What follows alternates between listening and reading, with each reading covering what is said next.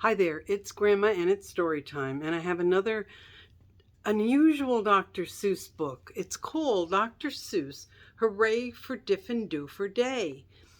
And the interesting thing about this is Dr. Seuss, the last book he wrote before he passed away in 1991 was Oh, the Places You'll Go, which is the one I read yesterday. But they found out that he had been working on a book about a school teacher, and he couldn't figure out how he wanted to do it.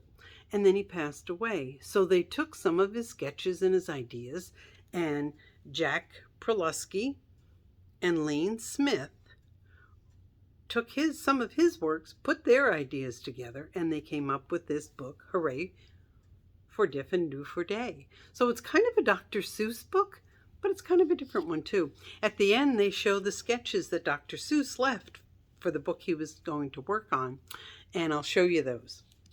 Here we go. I've always lived in Dinkerville. My friends all live here too. We go to Diffin' Doofer school. We're happy that we do. Our school is at the corner of Dinker Zuper and Dink Zot.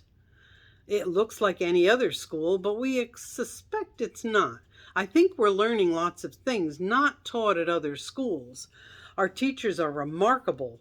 They make up their own rules.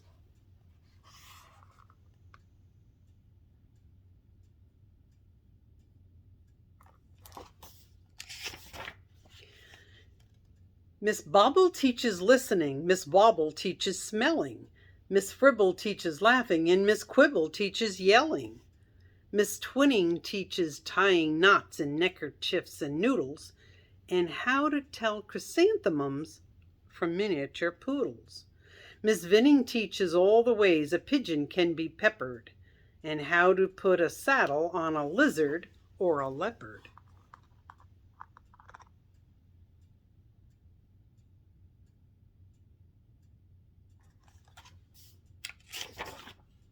My teacher is Miss Bonkers. She's as bouncy as a flea.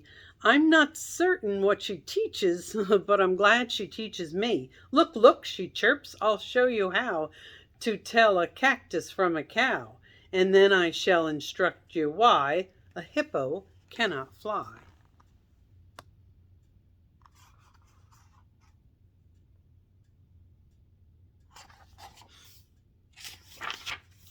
She even teaches frogs to dance and pigs to put on underpants. One day she taught a duck to sing. Miss Bonkers teaches everything. Of all the teachers in our school, I like Miss Bonkers best. Our teachers are all different, but she's differenter than the rest.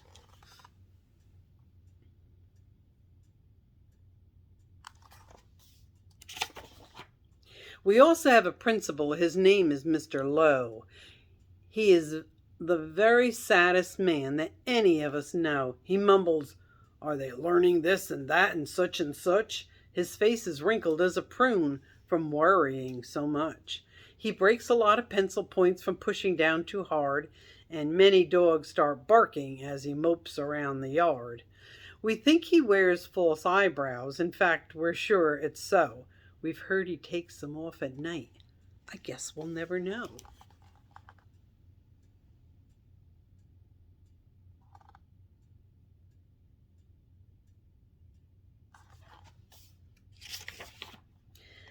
But we know he likes Miss Bonkers. He treats her like a queen. He's always there to watch her when she's on her trampoline.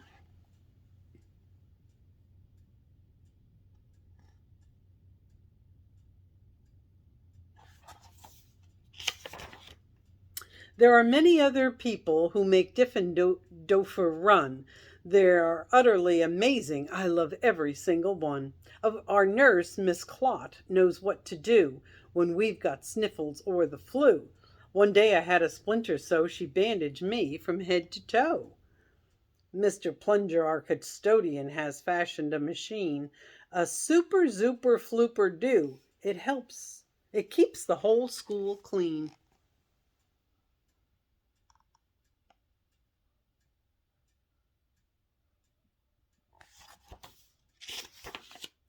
Our music teacher, Mrs. Fox, makes bagpipes out of straws and socks.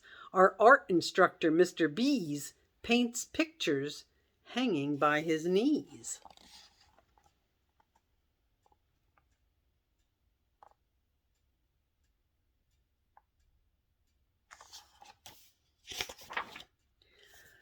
In science class with Mr. Katz, we learn to build robotic rats. In gym, we watch as Mr. Bear hoists elephants into the air.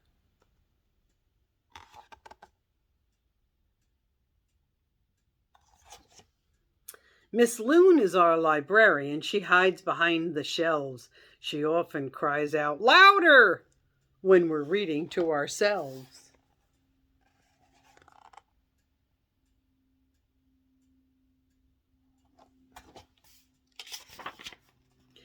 We have 3 cooks, all named McMunch, who merrily prepare our lunch. They make us hot dogs, beans, and fries, plus things we do not recognize. As they cook, they sing their song, not too short and not too long. Roast and toast and dice, slice and dice, cooking lunch is oh so nice.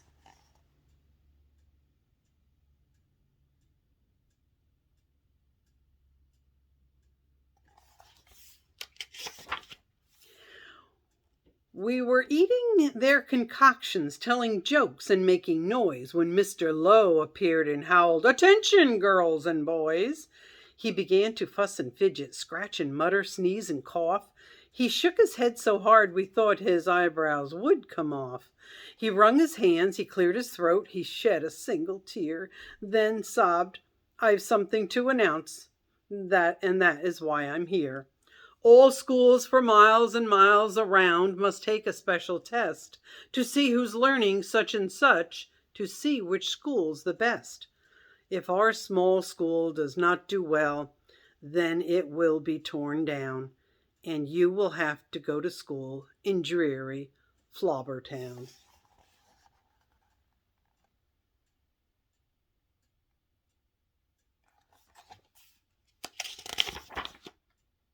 "Not Flobbertown!" we shouted, and we shuddered at the name, for everyone in Flobbertown does everything the same.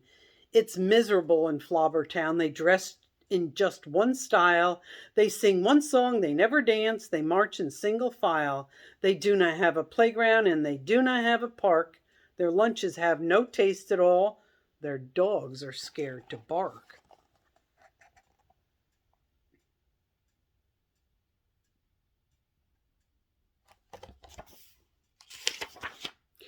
Miss Bonkers rose. "Don't fret," she said. "You've learned the things you need to pass that test and many more. I'm certain you'll succeed. We've taught you that the earth is round, and that red and white make pink, and something else that matters more. We've taught you how to think." "I hope you're right," sighed Mr. Lowe. He shed another tear. "The test is in 10 minutes, and you're taking it right here."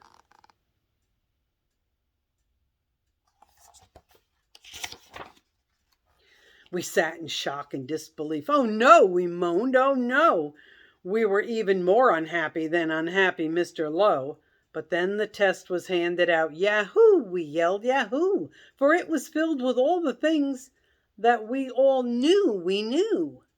There were questions about noodles, about poodles, frogs, and yelling, about listening and laughing, and chrysanthemums and smelling. There were questions about other things we'd never seen or heard, and yet we somehow answered them, enjoying every word.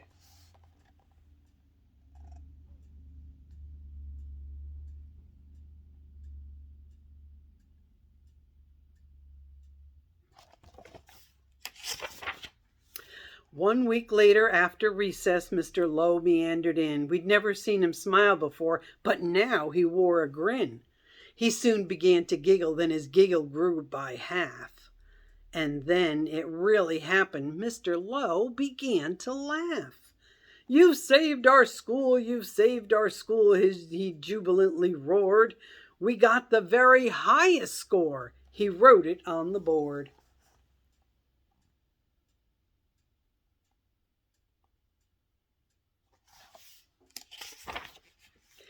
Miss Bonkers did some cartwheels till her face turned cherry red. She bounded up to Mr. Lowe and kissed him on the head. Hooray, hooray, she shouted, I'm so proud I cannot speak. So she did another cartwheel and she pecked him on the cheek. Ahem, ahem, coughed Mr. Lowe. You all deserve a bow.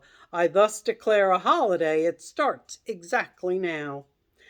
Because you've done so splendidly in every sort of way, this day forever shall be known as Diffin-Doofer Day. And furthermore, I promise I won't ever wear a frown, for now I know we'll never go to dreary Flobbertown.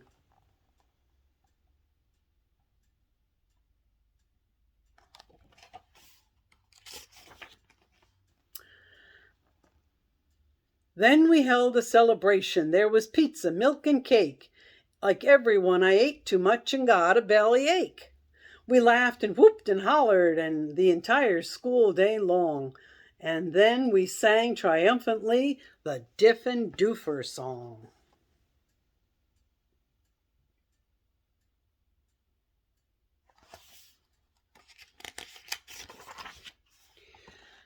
We love you, Diffin-Doofer School, we definitely do. There surely is no other school that's anything like you. You're gribulous, you're grobulous, each day we love you more. You are the school we treasure and unceasingly adore. Oh, finest school in Dinkerville, the only one as well. We love you, Diffin-Doofer School, much more than we can tell. You are so Diffin-Dooferous. It gives us joy to say. 3 cheers for Diffin-Doofer School. Hooray, hooray, hooray. The end. All right, that was kind of a fun story. I'm going to just quick show you some of the sketches that Dr. Seuss made about this book. It was said that he said the story about Miss Bonkers was driving him bonkers. And there's Mr. Lowe. And there's Miss Bonkers on her trampoline. Some of the things we read about.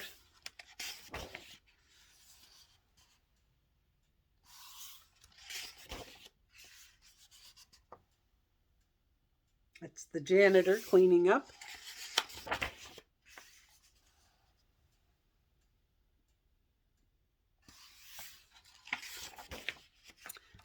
The end. So it's kind of a different story. It wasn't even written by Dr. Seuss, but it kind of was because he had the idea to start with. And then Jack and Lane just picked up on it and wrote the story about Diffin-Doofer Day. All right. I hope you enjoyed the story. Grandma loves you.